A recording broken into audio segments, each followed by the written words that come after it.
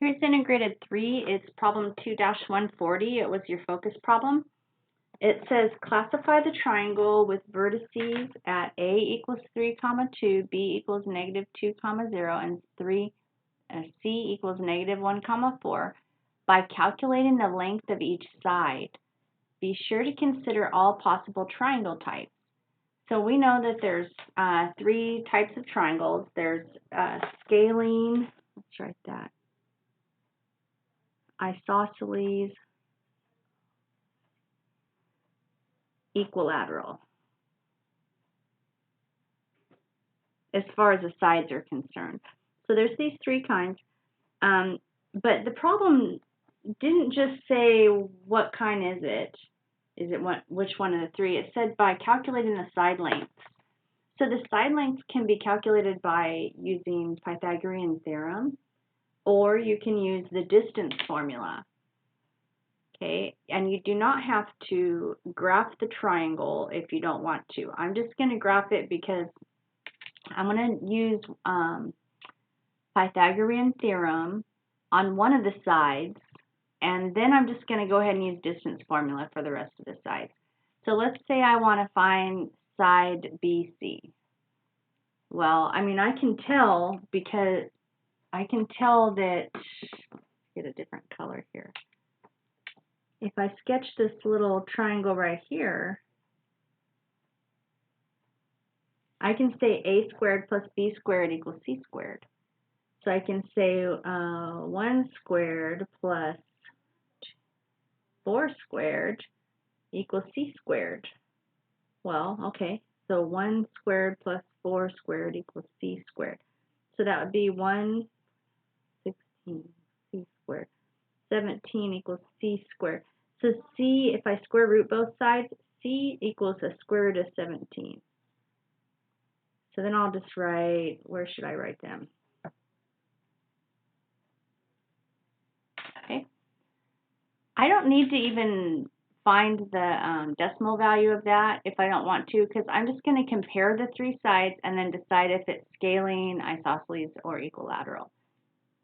So because I have this graph, the easiest way to do this would be to use Pythagorean theorem on the other 2 sides. But let's say I was feeling a little lazy and I did it like this. This is actually how I did the problem. I know, it's pretty messy. I'm a little ashamed of myself. But I just used a variation of the distance formula. I didn't graph it because I know the distance formula. I'm doing it all nice and neat and tidy here, but you didn't have to because it didn't say graph it. You could have plugged the numbers into the distance formula if you have that distance formula memorized. So let's see. Distance equals, so I have to find the difference between the y. So I'm going to do these 2 points. I don't know if you can see these tiny numbers, but if this is y2 and this is y1, then I'd have 2 minus 4, and then this would be x2 and x1.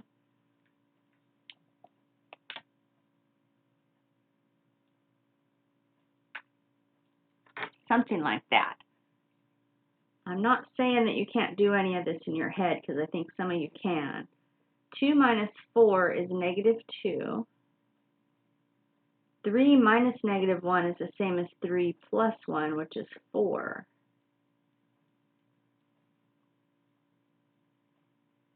Negative 2 squared is 4. 4 squared is 16. So that makes square root 20. Now, square root 20, I could write that. I know that 4 times 5 is 20, so the 4 comes out of the 2. It would be 2 root 5. I'm just going to leave it as root 20. And why did I call that C equals 17? This is this is side BC.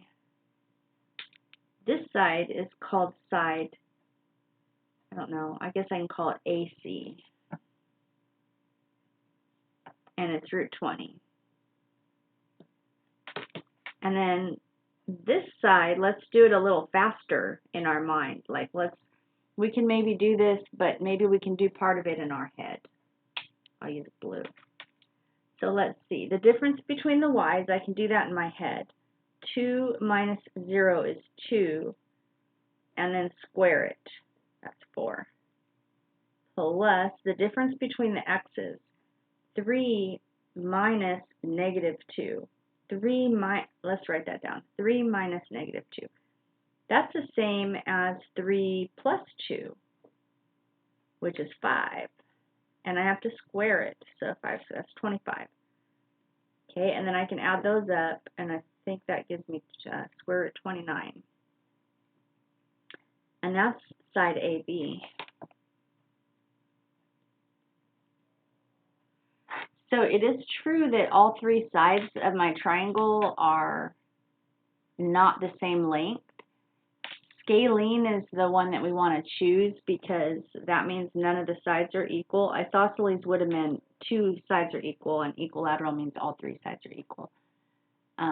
So I wanted to see some variation of this work in this problem, and so now you know how to do it in case you didn't before.